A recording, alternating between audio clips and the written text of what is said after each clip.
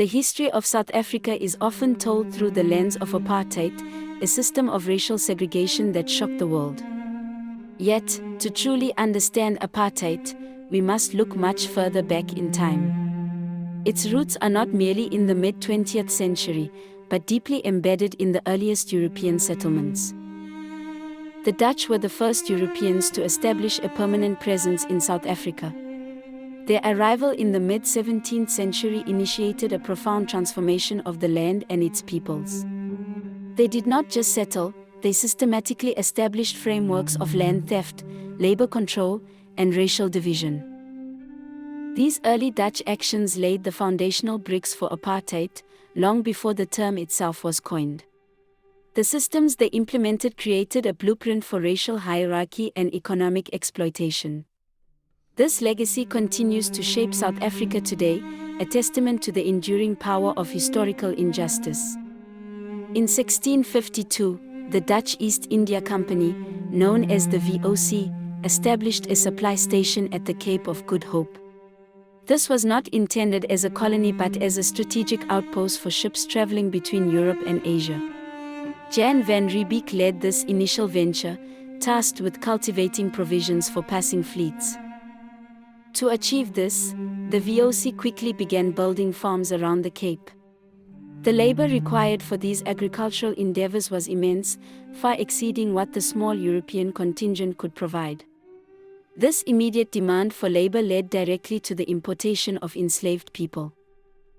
These enslaved individuals were forcibly brought from diverse regions, including East Africa, India, and the vast Indonesian archipelago. Their arrival marked the beginning of a brutal system of chattel slavery in southern Africa. Their lives were reduced to commodities, the humanity denied for the sake of colonial profit. The early colonization efforts were not confined to farming, they also involved aggressive expansion. This inevitably led to the displacement and violent subjugation of the indigenous Khoisan and San peoples. Their ancestral lands were seized, their traditional ways of life shattered by the encroaching European presence.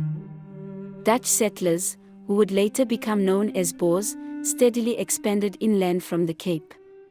They claimed vast tracts of land, often through force or deceptive treaties. This territorial expansion was driven by a relentless pursuit of resources and agricultural space.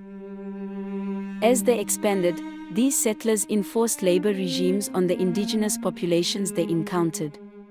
Those who resisted were met with violence, their communities disrupted and their autonomy stripped away.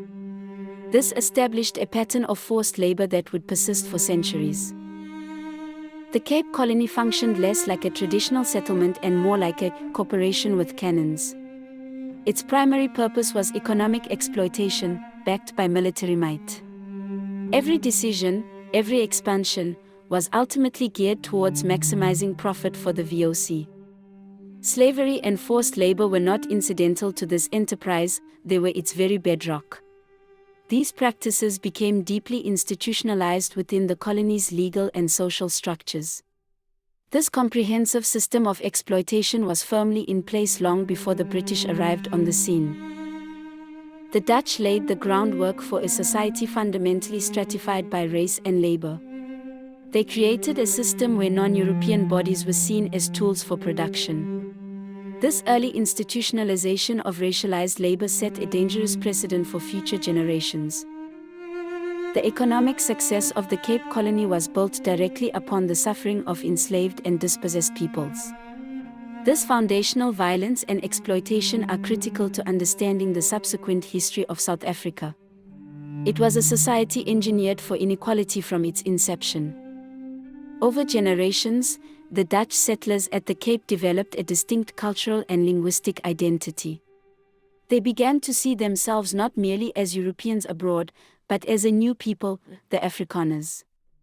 This identity was forged in the crucible of colonial expansion and conflict. Afrikaners increasingly defined themselves as white, landowning, and devoutly Christian settlers. These three pillars formed the core of their self-perception and their perceived right to the land.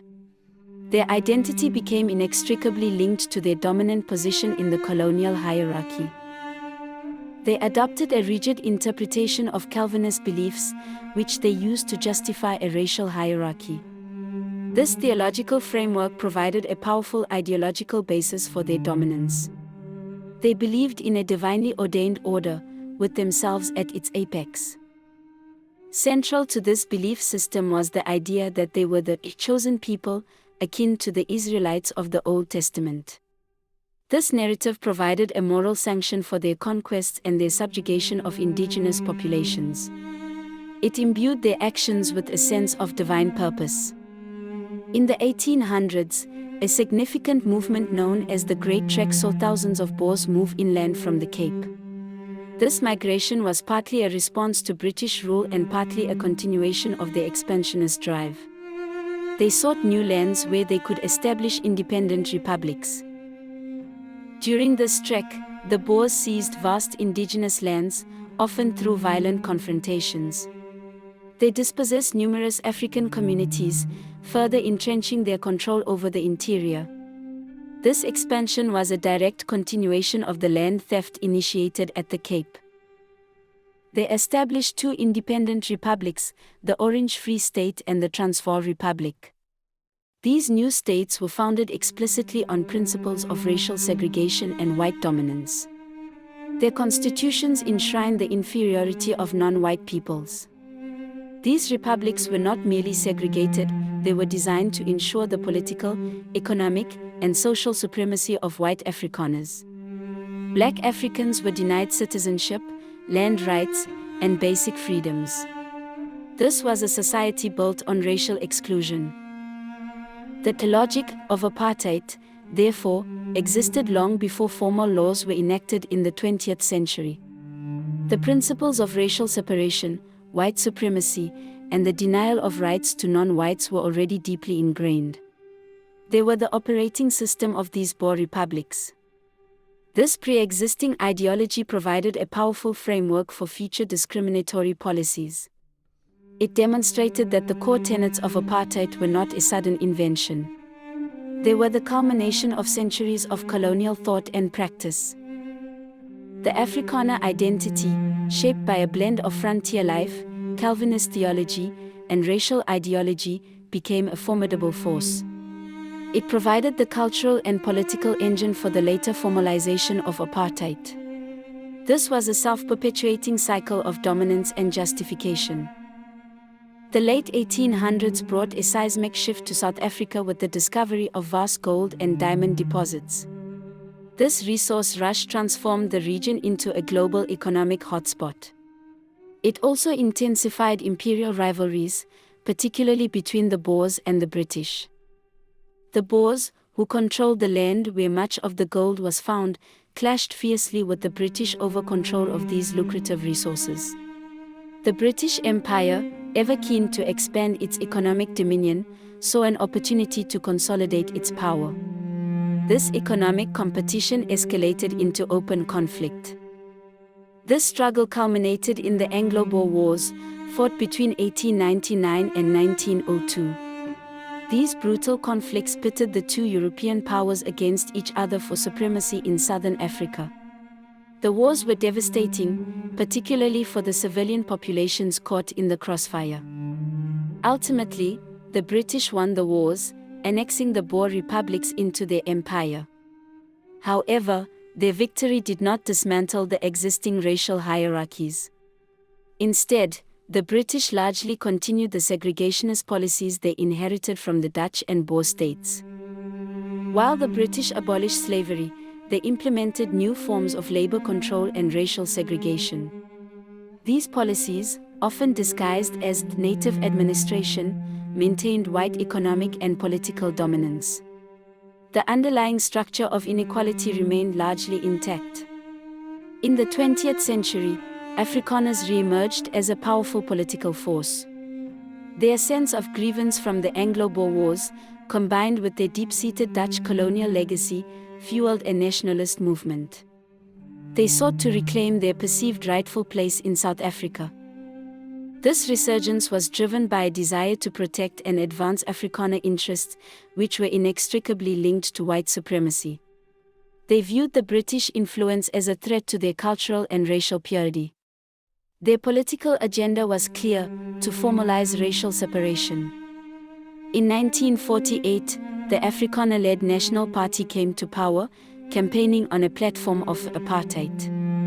This marked the formal enactment of a system that had been developing for centuries. It was the culmination of the racial ideologies and practices established by the Dutch. Apartheid was not an anomaly, it was the logical conclusion of a historical trajectory.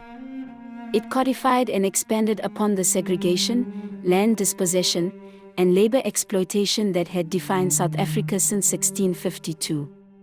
The past had finally become the present, in its most brutal form. The formalization of apartheid was a deliberate act to entrench white minority rule and privilege. It was a system designed to control every aspect of life based on race.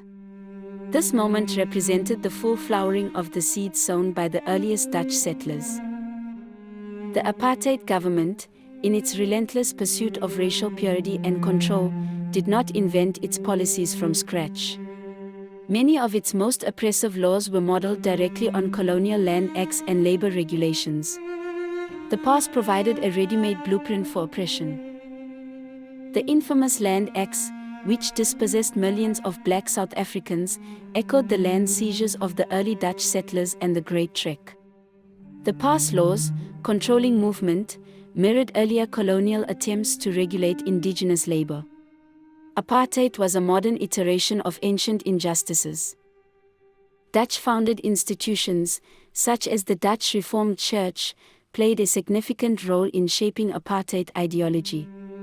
The Afrikaans language, a direct descendant of Dutch, became a symbol of Afrikaner identity and power. Even racial science, used to justify segregation, found its roots in colonial-era classifications. These elements, born from the initial Dutch settlement, were seamlessly carried into the apartheid era. They provided the cultural, linguistic, and ideological scaffolding for the oppressive regime.